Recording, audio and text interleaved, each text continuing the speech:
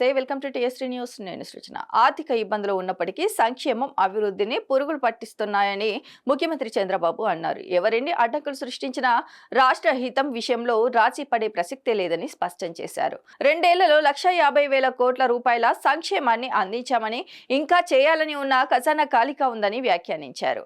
బాపట్ల జిల్లా చీరాల నియోజకవర్గ పరిధిలోని కొత్తపేటలో జరిగిన 12వ జాతీయ చేనేత దినోత్సవంలో సీఎం చంద్రబాబు పాల్గొన్నారు. ఈ సందర్భంగా నేతన్నల సేవలో పథకాన్ని ప్రారంభించారు.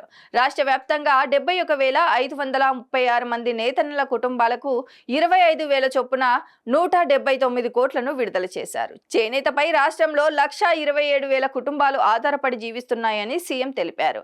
చీరాల, వెంకటగిరి, ధర్మవరం, ముప్పాడ, మంగళగిరి, పొందూరు, పెడన, శ్రీకాళహస్తి చేనేత ఉత్పత్తులకు ప్రత్యేక గుర్తింపు ఉందన్నారు.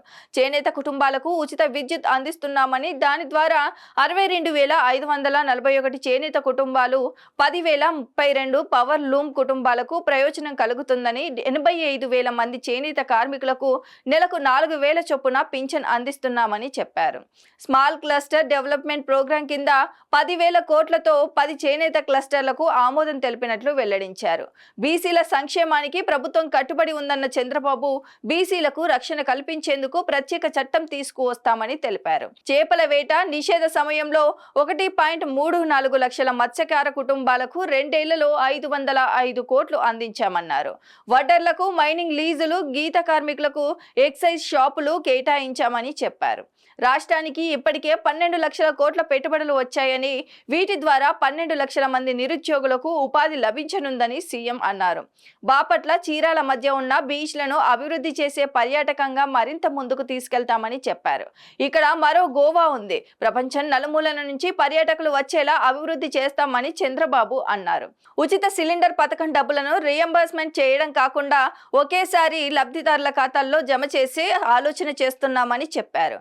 సంజీవని పథకాన్ని రాష్ట్ర వ్యాప్తంగా అమలు చేస్తామని తెలిపారు. చీరాల ప్రజావేదిక సభలో వివిధ ప్రభుత్వ శాఖల పనితీరుపై నిర్వహించిన పీపీపీ సర్వే వివరాలను సీఎం వెల్లడించారు. బాపట్ల జిల్లా మైనింగ్ శాఖ పనితీరు మైనస్ లో ఉండడంపై అధికారులను నిలదీశారు. ఉచిత ఇసుకను అందించినప్పటికీ ప్రజల్లో నెగిటివ్ అభిప్రాయం ఎందుకు ఉందని ప్రశ్నించారు. మైనింగ్ శాఖ పనితీరు ఇదే విధంగా కొనసాగితే తానే స్వయంగా ఇసుక రీచ్ కు వెళ్లి చర్యలు తీసుకుంటానని హెచ్చరించారు. బీసీ వెల్ఫేర్ రెసిడెన్షియల్ స్కూళ్ల పనితీరుపై కూడా అసంతృప్తి వ్యక్తం చేశారు. వెంటనే పాఠశాలను పరిశీలించాలని మంత్రి సవితను ఆదేశించారు.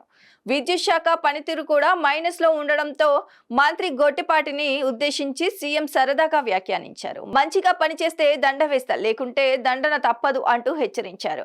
అధికారులైనా తానైనా ప్రజలను మెప్పించేలా పని చేయాల్సిందేనని చంద్రబాబు స్పష్టం చేశారు. పనితీరు బాగుంటే ప్రశంసలు, నిర్లక్ష్యం చేస్తే చర్యలు తప్పవన్న సందేశాన్ని అధికారులకు ఇచ్చారు.